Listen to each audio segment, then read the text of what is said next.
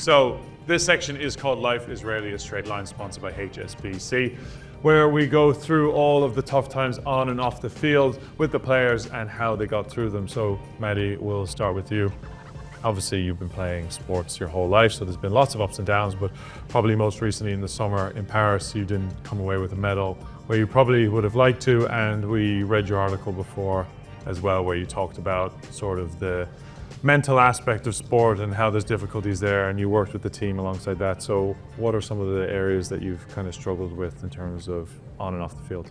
Yeah, I think for me, growing up, obviously wasn't always linear, and as I touched on before, first drop from teams and having your sister that's succeeding and probably knocking you out of those teams most of the time, it's so hard to like not put yourself in her shadow, and so hard to not like try and get like too far ahead of yourself. But I think that also helped shape me to the person I am today.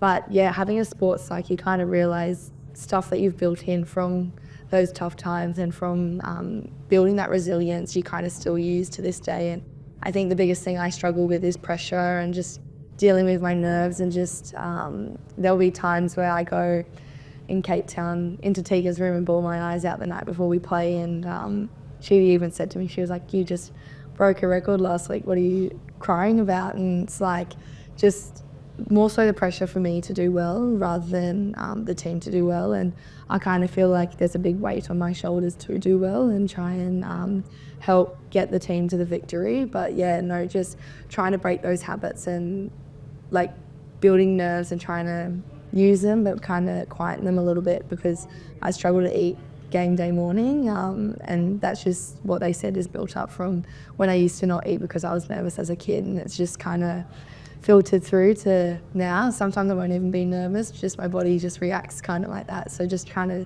deal with that and get better at controlling those. And a lot of the time when working with a sports psychologist, I worked with one during my career, it's half the time it's you just need to speak to someone. Yeah, literally. Last week I was like getting real built up and I was like in a real hole, and I called our sports psych, and the next day everyone's like, "Oh, you're buzzing." And I was like, "Yeah, I spoke to Lodi last night." Like, I just had to vent to him, and yeah, just getting it off your chest and just having someone listen to you, I think, is half the problem of it. So yeah.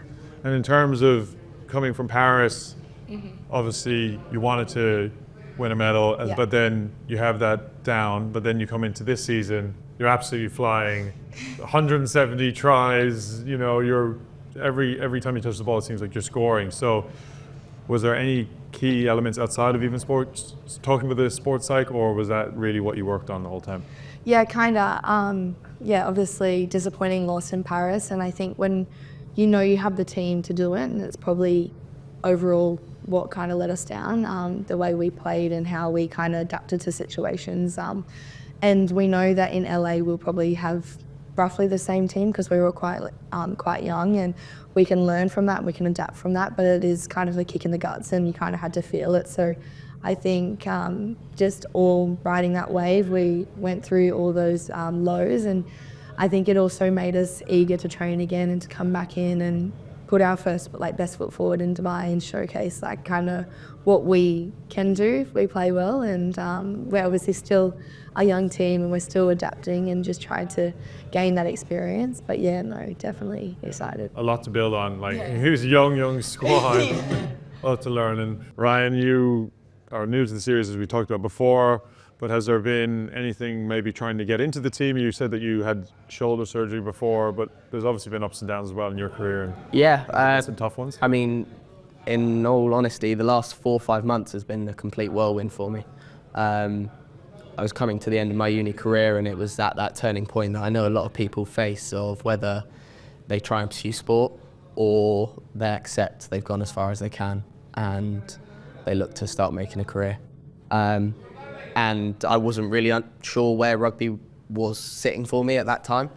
And I'd literally said to my parents, like, I've had a great time. Like, I've done as much as I could do. I don't think anything is else going to come from this. Like, maybe it is time just to accept. Let's get a job and move on. And 2 days later, I got a phone call saying, we're interested in getting you out to Germany to do the European legs that GB are involved in over the summer, the 2 tournaments. And I was like, oh, where's this come from? And I was still kind of in the mindset of finishing on a high kind of thing, like not really knowing that it was going to lead to where I am today. But like we said, when that opportunity comes, you kind of take it. So yeah, those last 4 months, would I have said I'd be here in Perth playing rugby for Great Britain? No, not at all. But you kind of take every opportunity now, and just so grateful for it, and so glad that I did stick in it.